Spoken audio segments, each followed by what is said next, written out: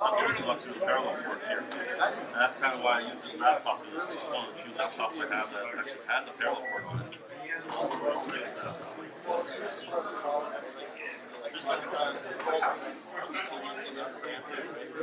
I punch that in.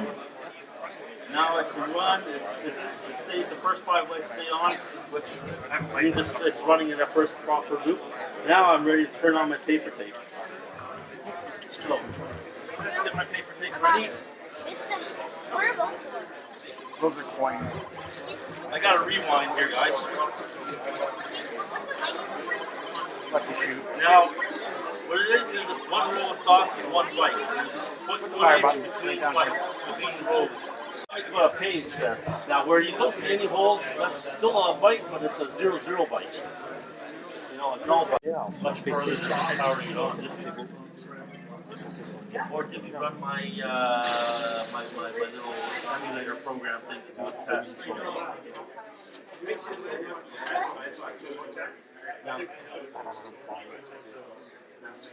could also be a program, but it's our software. There we go, that fast. Okay. And coolness is this is actually emulated. This is the original Asteroid arcade game emulated on a 64. so I thought that was pretty cool. There you go. How many people remember that sound? So anyway, and that one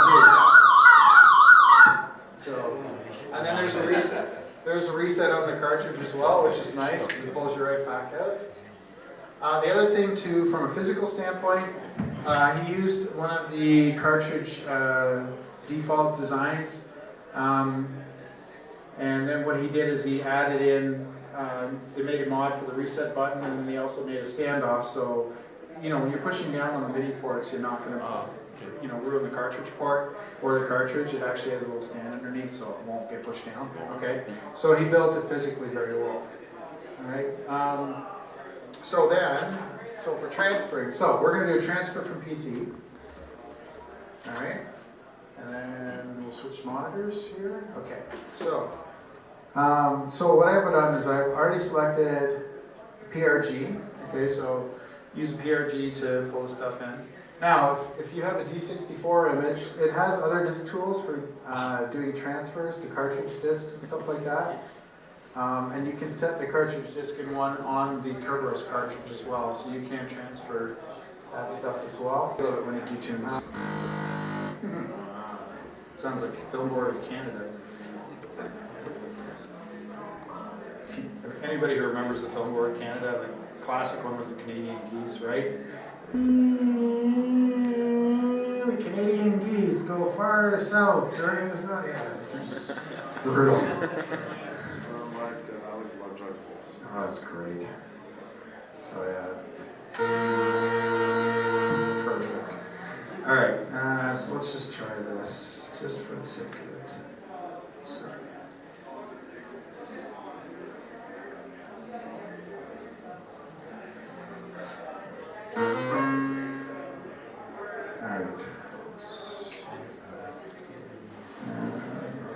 Interesting.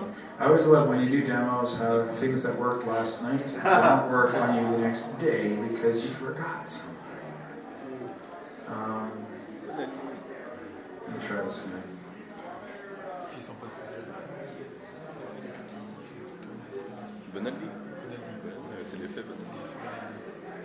Oh, yes, it helps to actually assign the port. Sorry, I didn't assign it. Alright, move that. Okay.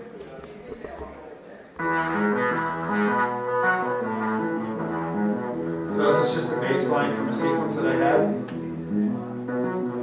So you can actually see that it's playing beautifully right off the sequencer.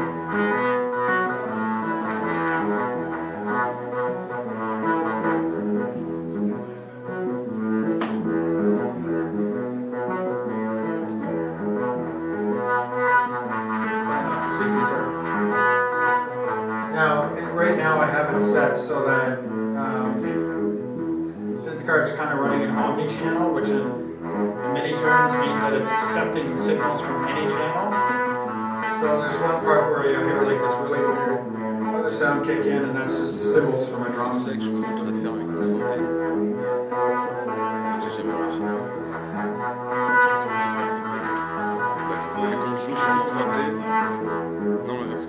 So just to summarize, so what this is, so motion sensing gaming glove for the Commodore 64. So this is based on, there's a company I've been doing some consulting for here in Toronto called Sonicware, and they make this tiny little board that takes motion, it's got an accelerometer and gyroscope on board, and it takes motion and turns it to music data. So I've been doing some work with them on that on the music side. But then I thought, well, how can I adapt this for the Commodore? Because that's what we do here. So I turned it into a gaming glove. So it senses the motion of your hand and the positioning, and I put some conductive fabric on the finger so you can pinch it and get a fire button. So you can stand in front of your Commodore or Atari 2600 or whatever and move your hand around and play games. So it's sort of like the Nintendo Power Glove 2014 edition. But this has just been a hobby project that I've been mucking around with. So it's pretty fun. Like it works really well for flight simulators and so forth. And it just emulates a joystick. Okay. So it reads the gravity vector, so it knows which way you're facing. There's a little bit of deadband, and you can adjust that so it's not too overly sensitive. I talked about the fire button. And I'm using an off-the-shelf modem called the XB in I/O reflection mode, which takes the inputs from here and transmits them to my receiver board and into the Commodore. And so here's a photo of it, on top of a 64, but I've got the real thing here. So I've shown this at a number of Commodore expos here in Chicago and Vegas, and everybody asks me, where do I get one? Well, would you like your own? Because we are launching a Kickstarter campaign to make a few.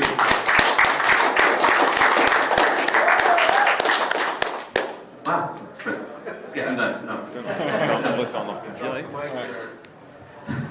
So for the longest time, Kickstarter wasn't available in Canada. You had to have a US bank account. You had to do some crazy thing or do Indiegogo or something that's a little less prominent. But Kickstarter seems to be the way to go. So who's putting this together? So got a few folks helping me out. There's myself leading the project. So I do some Commodore stuff and I do some tech stuff at my day job. I've brought on board Kathleen Zitnak, who is a fashion designer right here in Toronto, a graduate from the Academy of Design, I believe. And Eric Boyd, some of you may know, he's the president of Hack Lab, and he was also the engineer who designed the original Somo board, so he knows it inside and out. And he helped me mod this one to get the extra I/O pins and stuff I needed for the joystick. And Chiron Bramberger, who's here, I don't know if he's here in the room, but he's over there. And he has some experience with Kickstarter and so on, so he's helping me out with logistics and support. And he's super organized and super motivated, and also adores his 64, so it works out pretty well. So some of the projects that these folks have put together, not together, not necessarily as a team, but individually, some of the things these guys have done. So Kat designed what's called the Somo wristband. You can see the little glowing wristband. This is a dancer I hired for a live performance in a nightclub. So she took the Somo device and built it into this really cool leather wristband that you can, that does the motion-activated music. But it has some EL wire and it just looks cool. So whenever I think I need something really cool and futuristic that I want to put together, Kat is who I turn to. So Eric is also the president of a company called SenseBridge that does a lot of wearable technology development. So one of his recent products is called the Sound Spark, for example. It's a little thing that you wear, a little Arduino-based piece of jewelry, and then as you talk, it flashes in time with your voice. So he's very good at taking electronics and shrinking them down and making them very efficient and so on. Chiron has done tons of really interesting electronics projects. PetSynth is probably the best known to this crowd. And also, Kat does a lot of fashion and leatherwork at her day job. Her day job is she's actually a cobbler. She actually makes and fixes shoes and boots. So very good at handy and good at putting stuff together. Okay, so some specifics about what we're actually making here. So first of all, we're going to take my big mess of wires and turn it into a little wireless receiver board that'll be about the size of a USB key fob, and you just plug it into your Commodore joystick port. And it'll also work with the VIC-20, Atari 2600, any of the games or any of the systems from that era that use that standard 9-pin DIN adapter. And it just emulates a joystick. You don't need any special code. You don't need, it'll just work with all joystick-based games.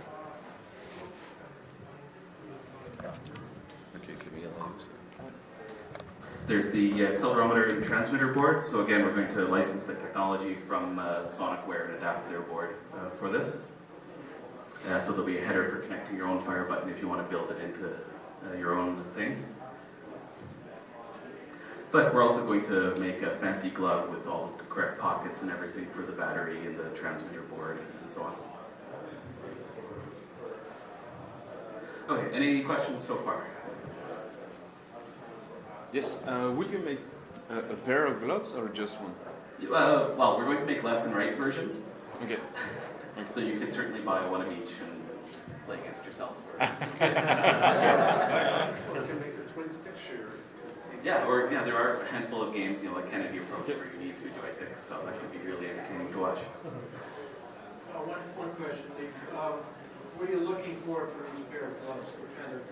What kind of retail or I'm glad you asked. price are you? No, this is preliminary. These are our our target prices. There might be some sticker shock, but this is going to be very low production runs. Now that might be famous last words. I'm expecting in my head that we'll make maybe 20 of these, but just watch this explode and this becomes my new full-time job.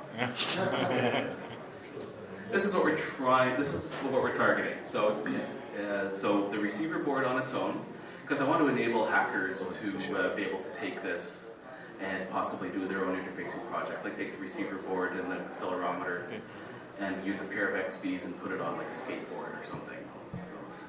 So receiver board on its own, 25 without the XB. The sensor board itself, around 100. A complete system, so this would be receiver, transmitter, sensor, XBs, battery, 150. And then with the fancy glove, 200.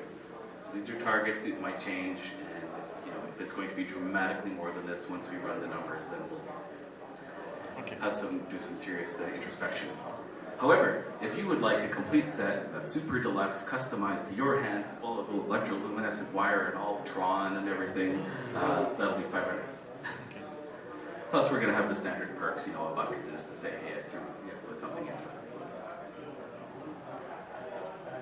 And that's what I'm doing in the new year.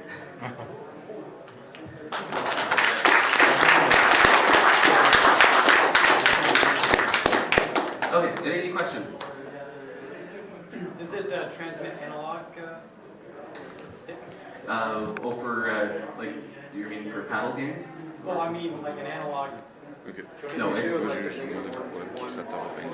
XB has that, but that's going to make things very complicated electrically. So I'll dig into that. No, actually, one thing I didn't mention is I still have to set targets and everything, but something I want to do is what Kickstarter calls a stretch goal.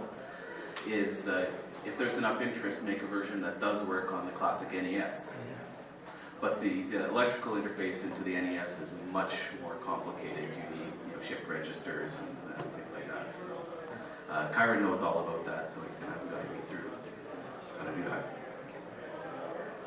I don't know if that answered the question. Oh, well, he's got a question. Oh, yes. Are we only going to have big gloves? Maybe we'll add an extra small category. Oh, will there be gloves that are kid-sized? That's a great suggestion. I'll run it past Kat. I'm sure she can do it. Just why Kickstarter and not Indiegogo? Sorry? Why Kickstarter and not Indiegogo? Kickstarter is just the bigger name.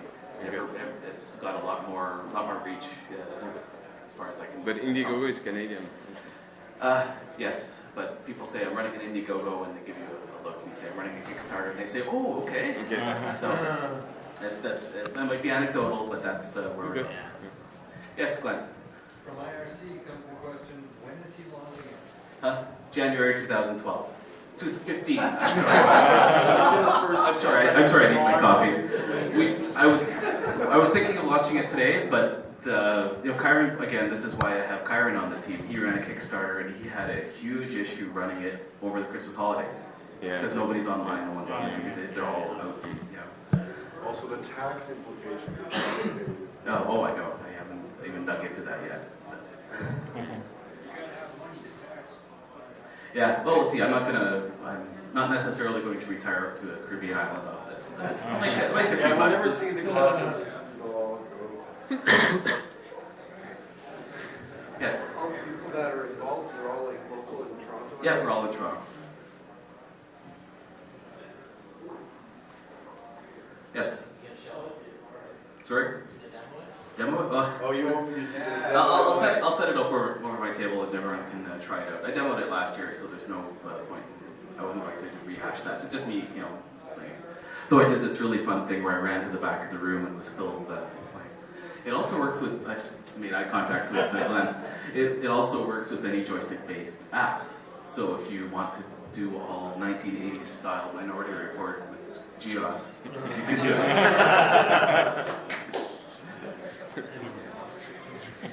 Okay, so this is a bit of an experiment. I've always wanted to run a Kickstarter, and I've found something that people think is, they've been asking where to get one. So, and it's a chance for me to learn some electronic skills and so on, being guided by Eric and the rest of the team. So it's going to be a lot of fun. It might be a flaming disaster, but I'm going to have a lot of fun. Okay, I am curious about, so when it simulates the joystick output, so but how are you indicating left and right versus the other? Well, so it's do you mean like how you do it? Yeah, are you moving your arm left or right, or are you moving your fingers? It's based on ankle, so it's a twist type motion. But the board that we're using is Arduino compatible, so that'll open it up to hackers to try their own algorithm, have some Super Street Fighter gesture or something. Yes. What are you calling it? I have not come up with a cool product name yet. Right now it is the motion sensing gaming glove for the Commodore 64. Spit verbose. Yes. Miskil Cookup. Yeah, it doesn't make good acronym. Yeah, obviously there's some work to do, but I thought while everyone's here, this is the chance to say. MSGG. Glove 64. But it's not just for the 64. Work on the ça c'est target. sur Nintendo. Edamame after MSG, so it's the mysterious sixth flavors, and the MSG is the umami. Thank you. Umami. Okay, yes. Are you cutting a video for Kickstarter? There already are tons of videos of it in use at the various expos, so I'm just going to edit out the best of those. I mean, what about the other team? Yeah, it's a good point. Yeah, I'll do some talking head stuff. Yeah, I mean, it's good to see that maybe Kat and Chiron and the other guy, I'm saying sorry, but, talking about it, I guess. Other than Yeah, and also what I'm going to include that she's probably just emailed me 5 minutes late is a whole bunch of preliminary sketches. So Kickstarter likes to see that, your concepts and so on. So she's done some really neat concept sketches that are probably in my email inbox, right now, but not in time to get those into PowerPoint. Yes, Andreas. What's Kickstarter? Oh, okay. Who needs to know? Who doesn't know what Kickstarter is? So there's a couple of the under 40 crowd. Kickstarter is a website when you have a great idea and you say, this is my idea, and this is the amount of money I need to make before my idea can become reality. So if enough people like your idea, they donate money, and then they get the perks, they get some of the stuff you're making. But if you don't reach your goal, then it's over and everybody gets their money back. Okay, good question. Okay, well, thank you very much. For the Commodore PET. So if this is the first time, I'll give you a little bit of a backstory. I had assembled a small collection at the time of old computers and old gear and whatnot. And I had software for the Commodore 64. SynthCart was the first one, and now there's all kinds of great stuff. You saw a great one earlier today. So that's great. Cool. I found Leif's project for the VIC-20, and I'm like, great, I gotta build this someday. But the VIC is covered. My Amiga is actually, this is my actual childhood Amiga, and it's been really flaky today. If I don't touch it too much, hopefully it will last just long enough. But if it does crash, I've saved my stuff. I should be able to boot fairly quickly by 1980s standards. Anyway, so the point is, I got my Amiga, I got my Commodore 64, the VIC has software, but there was nothing for the PET. I mean, there were some music-ish programs out there, but I didn't like any of them. I mean, I could only find, I think, one where you sort of click, not click, but just put notes into the screen and it plays them. And I wanted something that was playable. I wanted to play it like a keyboard.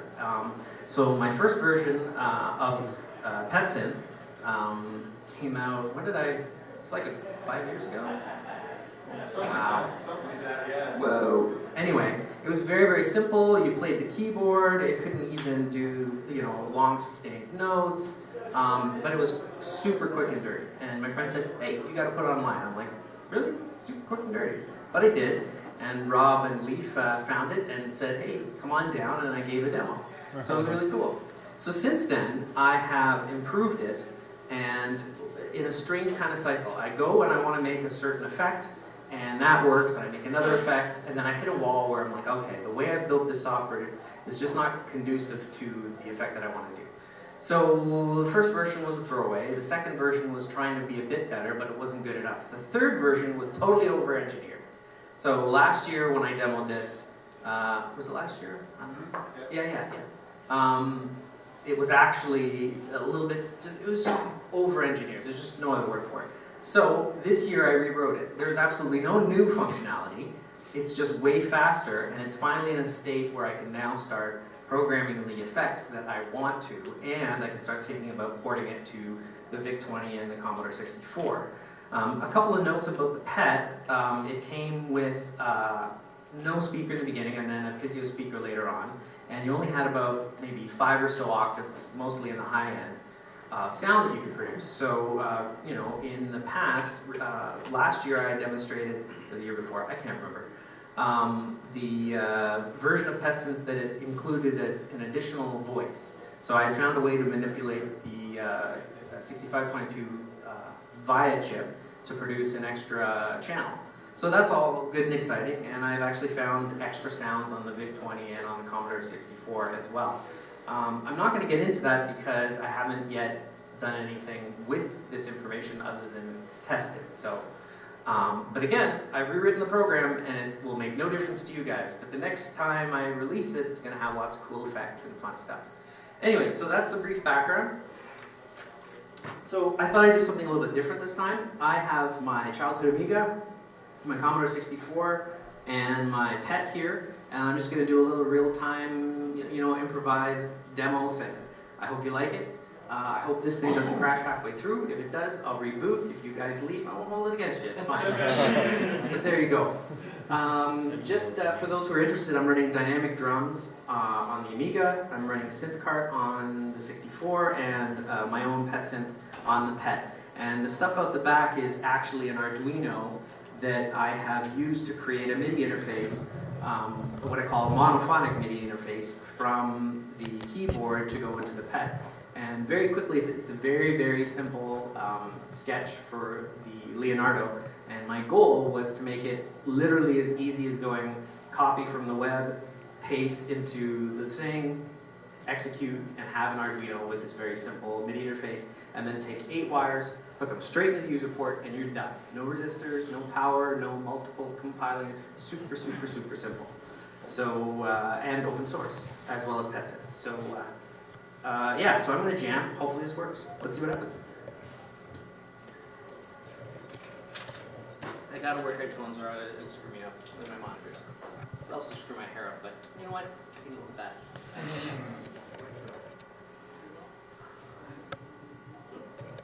All right.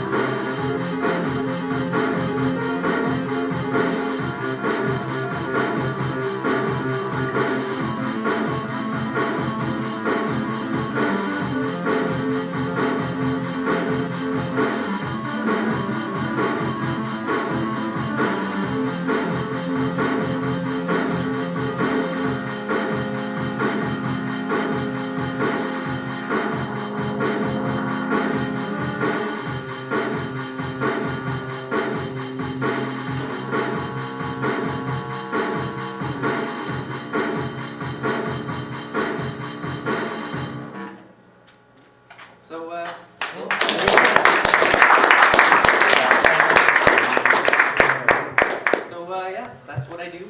That's what I jam. And there you go. Any questions? Encore.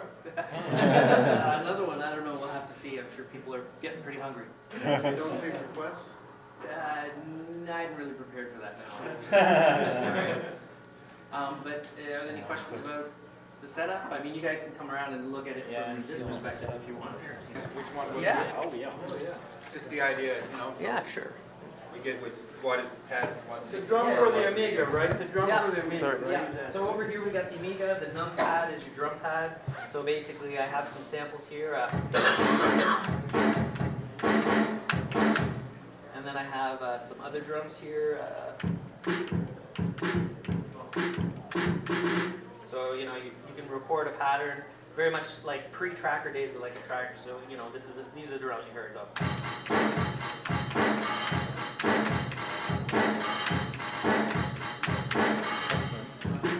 And then if I switch over to the synth card view, so this was the middle part there.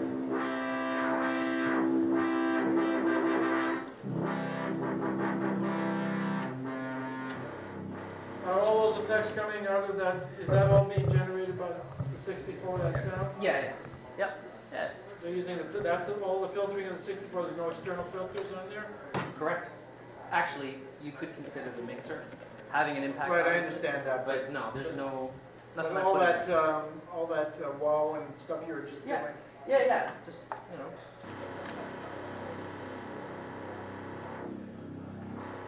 So this is actually just like if you had one of the Atari Pong controllers.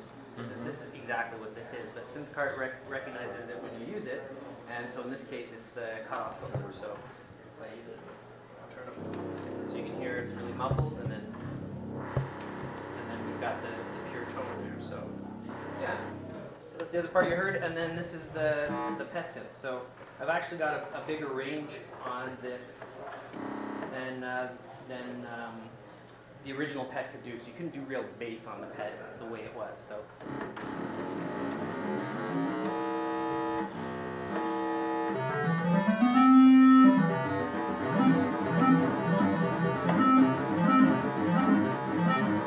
But you can also go higher too, so.